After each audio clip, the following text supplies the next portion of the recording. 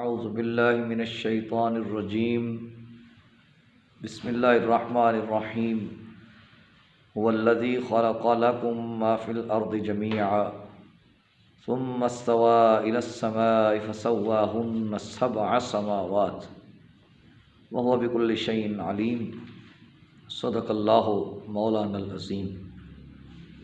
ذات ذی وقار اللہ کے فضل، رسول اللہ صلی اللہ علیہ وسلم کی نظر رحمت سے ایک بار پھر درس قرآن مقدس کے لیے حاضر ہیں۔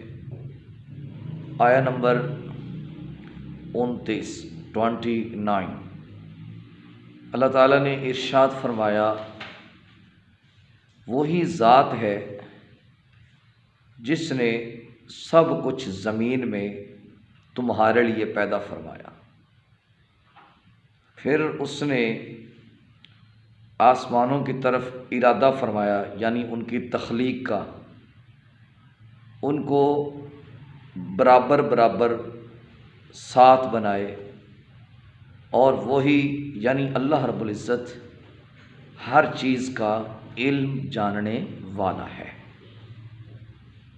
پچھلی آیہ کریمہ میں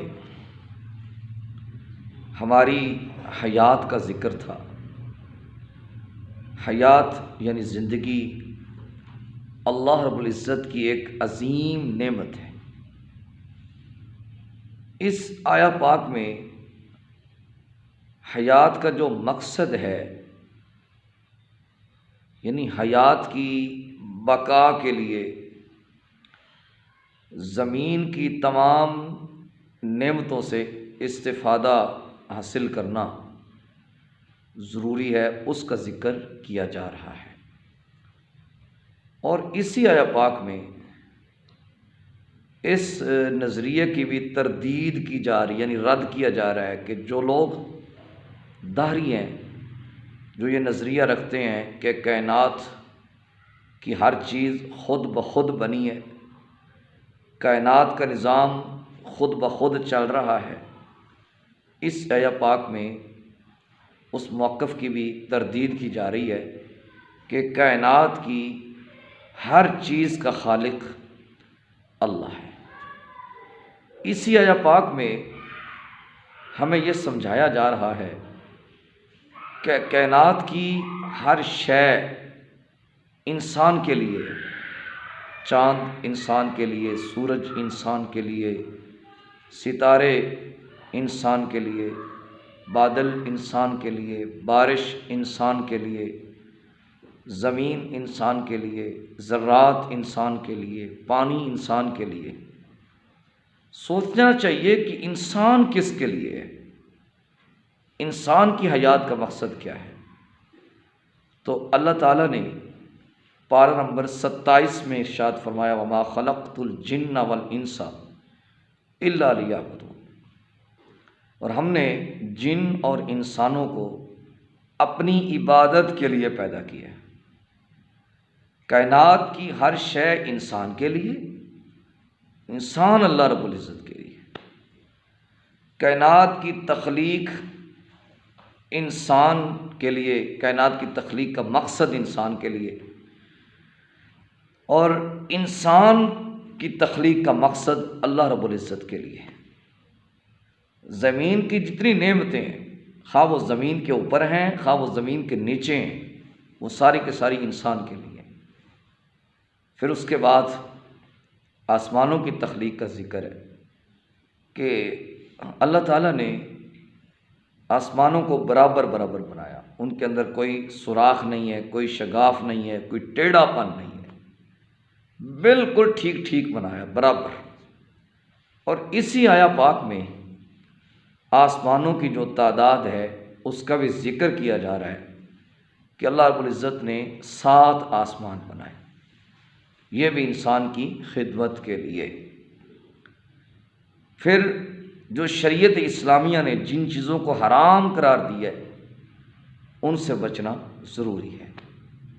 اس آیہ پاک کے آخر میں اللہ رب العزت فرما رہا ہے کہ اللہ کو ہر چیز کا علم ہے۔ کفار و مشرکین کا یہ نظریہ تھا کہ جب انسان مر جاتا ہے تو اس کے جو جسم کے ذرات ہیں وہ دنیا کے مختلف حصوں میں بکھر جاتے ہیں، اڑ جاتے ہیں۔ تو ان کا نظریہ یہ تھا کہ جب انسان کے ذرات الگ الگ ہو گئے، دنیا کے مختلف حصوں میں اڑ کر چلے گئے، تو یہ ان کو جمع کرنا، دوبارہ بندے کو کھڑا کرنا، یہ کیسے ہو سکتا ہے؟ ان کا نظریہ یہ تھا کہ یہ ناممکن ہے۔ تو اللہ رب العزت نے ان کے اس نظریے کی تردید فرماتے ہوئے فرمایا کہ وہ رب ہے، وہ اس چیز پر قدرت رکھتا ہے اور وہ علم رکھتا ہے کہ ذرات کہاں کہاں گئے ہیں۔ اگر اس کو وہ علم ہے کہ ذرات کہاں کہاں گئے ہیں تو وہ ذرات کو جمع کرنے پر بھی قادر ہے۔ اس پر ایک حدیث پاک کوٹ کی جا سکتی ہے مسلم شریف کی۔ ایک بندہ تھا، بڑا گناہ گار تھا، پاپی تھا، مکار تھا، یاش تھا، وہ بوڑھا ہونے کے قریب ہو گیا۔ اس نے اپنے اولاد سے کہا کہ میں مرنے کے قریب ہوں، تمہیں پتہ ہے میں نے صبح و شام اللہ کی نافرمانیاں کی ہیں، میں جب مر جاؤں نا تو میرے وصیت ہے کہ 3 کام کرنا۔ نمبر 1 مجھے جلا دینا، نمبر 2 مجھے پیس دینا، نمبر 3 مجھے ہوا میں اڑا دینا اور کچھ میرا حصہ سمندر میں پھینک دینا۔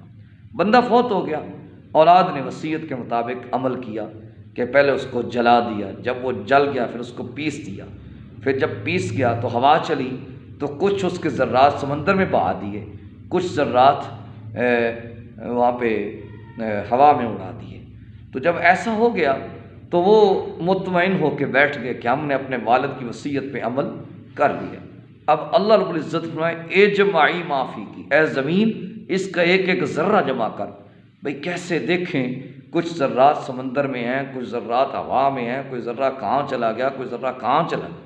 فرمایا زمین اس کا ایک ایک ذرہ جمع کر۔ جب ذرہ جمع ہو گیا تو اللہ رب العزت اس کے اندر روح پھونکی، جس کے لیے سارے پاپڑ بیلے تھے کہ اللہ کے سامنے کھڑا نہ ہونا پڑے، اللہ رب العزت نے اپنی بارگاہ میں کھڑا کر لیا۔ اللہ رب العزت نے پہلا اس بندے سے سوال فرمایا کہ تو نے اپنے آپ کو جلوایا کیوں، پھر جلوا کر پسوایا کیوں، پھر پسوا کر ہوا میں اڑوایا کیوں؟ اس نے کہا من خشیتی کا، اللہ میں تجھ سے ڈر گیا تھا۔ اللہ کو اس کی یہ ادا پسند آ گئی، اللہ رب العزت نے اس کو جنت میں داخلہ عطا فرما دی۔ پھر اس پر ایک اور بھی قرآن کی دلیل ذکر کی جا سکتی ہے۔ سیدنا ابراہیم علیہ السلام نے جب اللہ کی بارگاہ میں وہ عرض کیا تھا کہ مولا تم مرنے کے بعد کیسے زندہ کرے گا، تو اللہ نے فرمایا تھا ایمان نہیں ہے؟ مولا ایمان تو ہے، دلی سکون چاہتا ہوں۔ اللہ نے فرمایا 4 پرندے بلاؤ، 4 پرندے بلائے گئے، فرمایا ان کو اپنے طرف راغب کرو۔ حضرت ابراہیم علیہ السلام 4 پرندے بلائے، جب راغب ہو گئے میں ان کو ذبح کرو۔ حضرت ابراہیم نے 4 پرندوں کے الگ الگ نام رکھ لیے تھے۔ جب ذبح کیا گیا فرمایا اب ان کو ہوا میں اڑا دو۔ حضرت ابراہیم علیہ السلام نے بکھیر دیے، جب اس طرح خلط ملط کر کے ملا جلا کے پھینک دیے تو اللہ نے فرمایا اب ان کے نام لے کے بلاؤ، کوئی کسی پرندے کا ذرہ کہاں ہے، کوئی کسی میں مکس ہو گیا ہے۔ تو جب حضرت ابراہیم علیہ السلام نے نام لیا تو اللہ کی عطا کردہ طاقت سے، ابراہیم علیہ السلام کی طاقت سے ہر ایک پرندہ اپنے ذرات کے ساتھ زندہ ہو کر اللہ کے نبی کی بارگاہ میں حاضر ہو گیا۔ اور خلقکم جب لفظ ہے اس کا مطلب یہ ہے کہ انسان کے لیے کائنات کی ہر شے ہے۔ علماء نے اس سے دلیل پکڑی ہے اور احکام میں اصل اباحت ہے۔ اللہ رب العزت مجھے اور آپ کو نور قرآن عطا فرمائے۔ فصلی اللہ تعالیٰ علی حبیبہ محمد وعلی آلہ واصحابہ اجمعین برحمتک یا ارحم الراحمین۔